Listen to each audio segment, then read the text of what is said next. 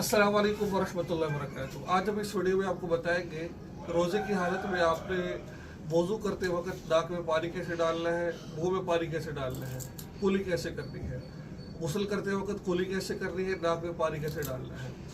बहुत सारे लोगों को नहीं पता इस बात का, जिसकी वजह से उनके रोज़े बर्बाद हो जाते हैं। तो आज इस वीडियो में इंशाल्लाह हम आपको बताने जा रहे हैं कि रोज़े की हालत में आपने कुली और नाक में पानी कैसे डालना है।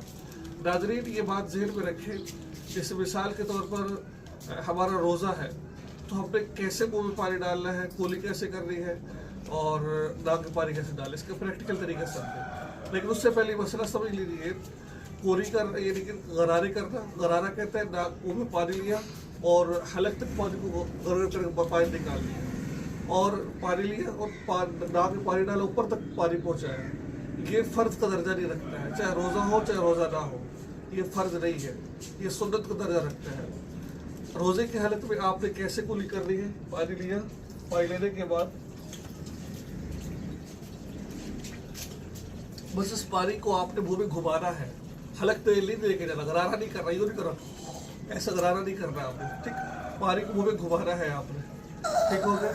इस तरीके से नंबर 2, जो पानी नाक में पानी डालना है वो सिर्फ नाक में पानी डालना है, ज़्यादा ऊपर तक नहीं लेके जाना आपने, ठीक है। अगर ज़्यादा ऊपर तक ले गए, अल्लाह ना करे आप कुली कर रहे हो, हल्के में अंदर पानी चला गया आपका, तो आपका रोज़ा फासिद हो जाएगा आपका।